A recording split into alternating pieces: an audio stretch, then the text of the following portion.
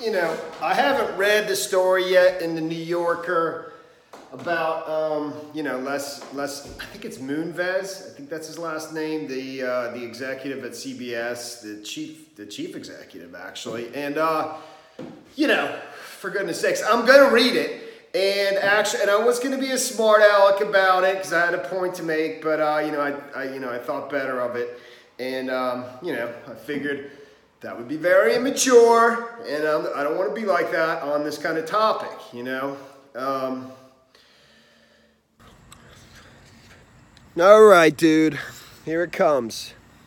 The New Yorker article by Ronan Farrow about Les Moonves, the chief executive officer at CBS, who has several, I think it's 6 women that have come out, you know, making accusations about retribution and being fired for, you know, having their careers stopped by him because they rejected his advances. Some of them flat out are calling it assault. I think the first one, the main one, Illeana Douglas, you'll recognize she's kind of the face of this story, but there's others, and you know, there's a lot going on here. It's so much. It takes an hour to literally listen to the entire audio of the article. The article is 60 pages long. And I'm sick of working on this video, you know. So, and I'm not here to defend Les Moonves or dispute what any one of these women say. I really don't, it doesn't matter much to me, you know. And obviously sexual assault is wrong. I mean, but that goes without saying, you know. That's the sky, this is the floor, sexual assault is wrong. I mean, the math isn't that tough. I mean, anything you do that you don't, you know, that somebody else doesn't want you to do is wrong. And some of it's illegal, you know, some of it's really illegal. I don't think any of them are actually using the word sexual assault, except maybe Illeana Douglas. I think she might have put it in those, you know, put it in that, some of those terms, use those terms loosely. But for the most part, you hear a lot of unwanted touching and forcibly kissing, that kind of stuff, sexual harassment, sexual misconduct, you know.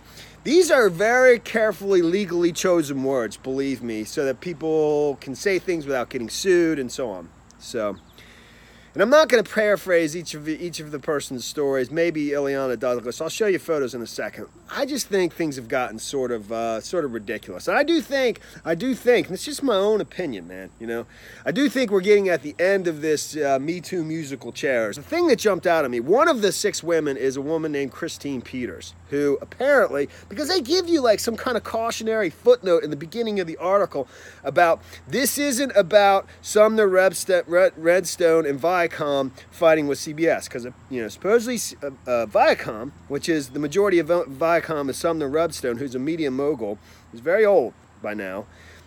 You know, they bought CBS way back when, and for some reason they spun it off, and now it's split again, independent. But supposedly the daughter of Sumner Redstone is looking to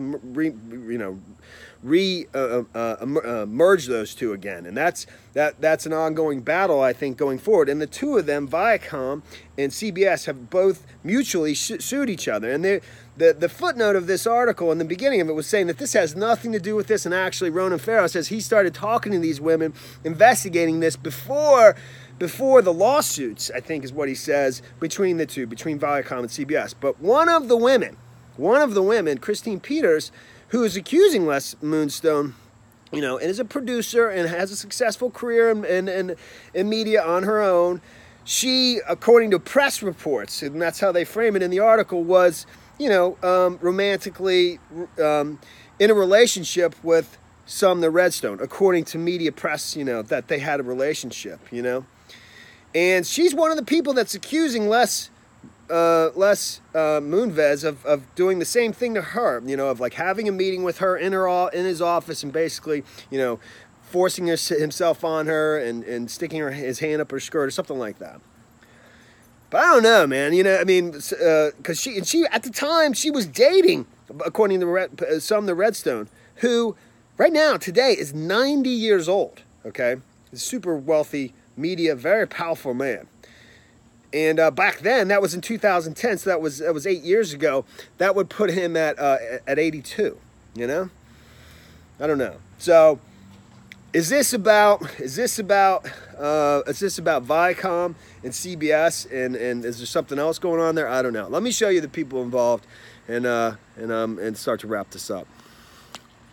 Okay, so I'm going to try to show you some of the personalities involved in this story, the Ronan Farrow story, and just cruise through it. It just, because believe me, it just goes on. And I'm going to focus in on a couple things, that stood out to me.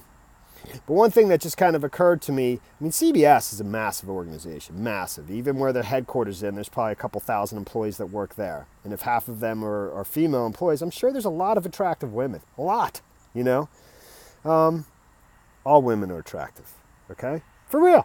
So, I don't know. You can make your own conclusions. It's just...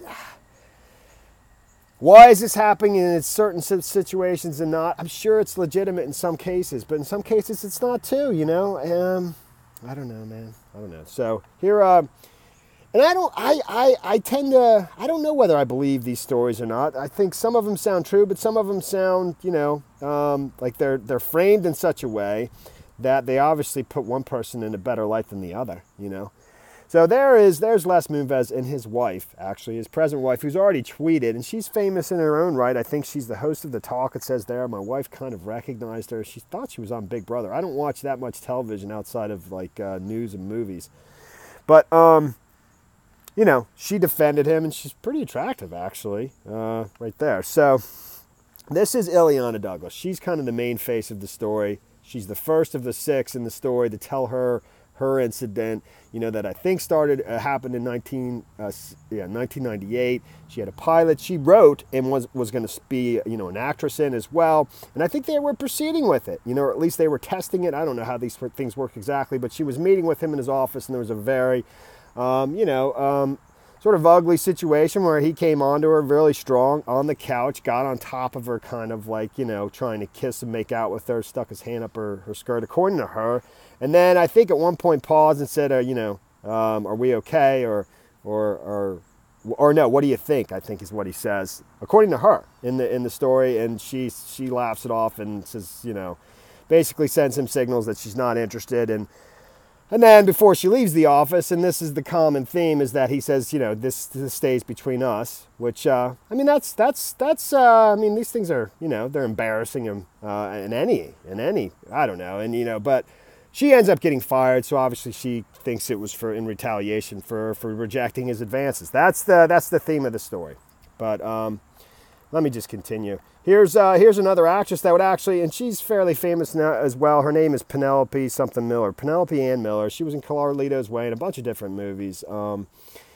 So she was in the pilot, and she basically sort of vouched for her, saying that Illeana Douglas's behavior changed dramatically after that meeting. That after that meeting, she became distant and just sort of not there, whereas before it, she was totally, on, as she put it, and, really excited about this new project and so forth. So let me keep going. Martin Scorsese was her boyfriend at the time, even though according to the piece that relationship was sort of coming to an end. But she reached out to him for advice on what to do, and he directed her.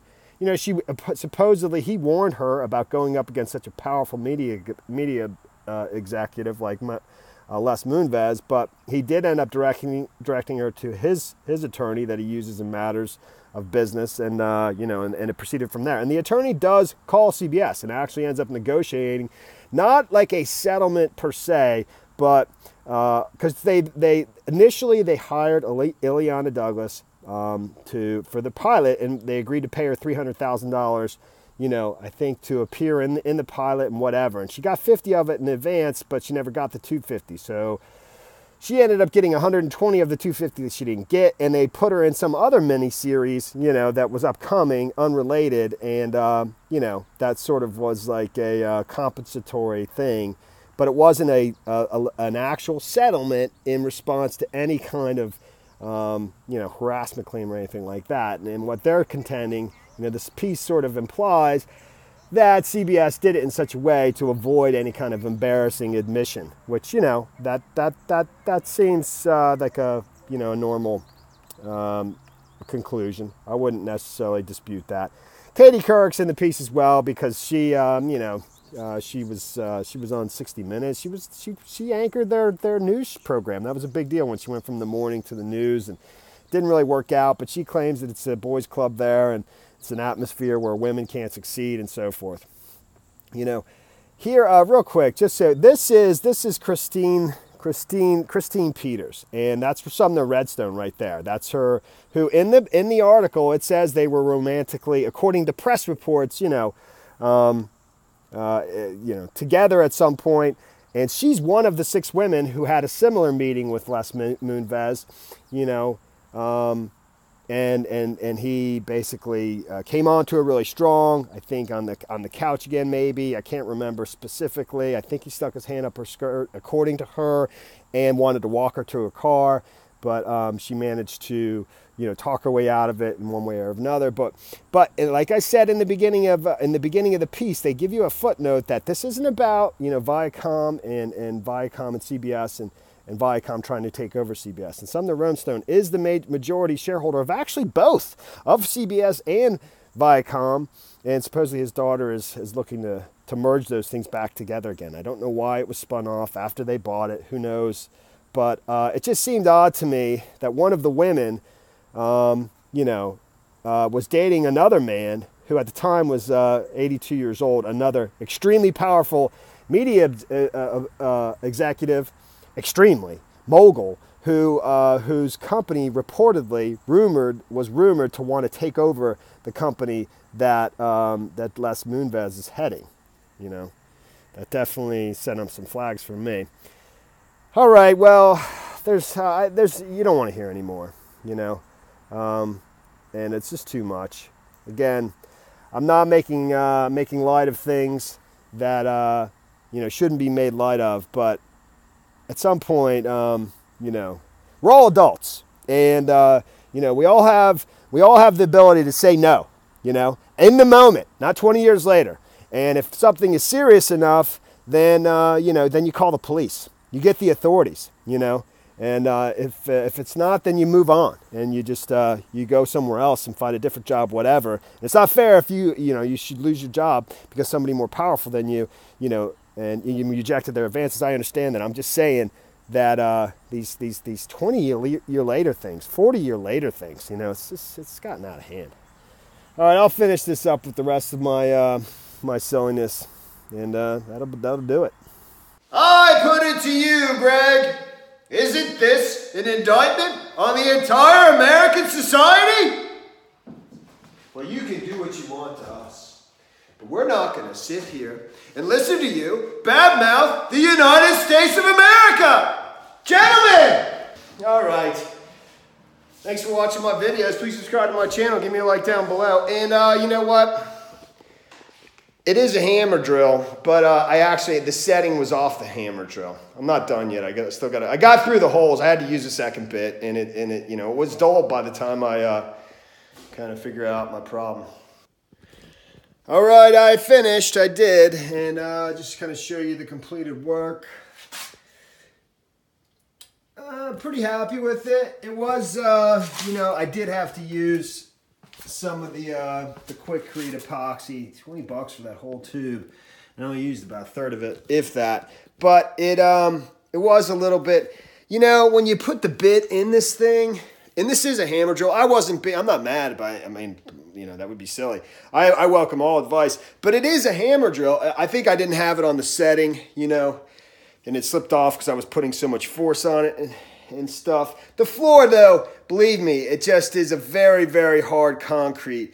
This is from 1930. What the materials that are in these homes, believe me, you don't know what's in them. You don't know what you're drilling into, and some heavy duty stuff. But it is a hammer drill, and like I was just joking around with the box on my head thing. I'm not upset by any means. I welcome all advice, believe me. But what it is when putting the bit in here is the hardest thing, for me. Getting it straight so that it doesn't wobble, If it's even slightly off, it goes like this. It makes the hole even bigger. Plus, I just kind of don't keep it steady in one place, and that's why it ends up being a little bit bigger than it's supposed to be, and I need to use the epoxy. But also to provide a moisture barrier for me in those particular holes. I don't want moisture coming up through those. So that's the story there. I'll see you in the next video. Later, man.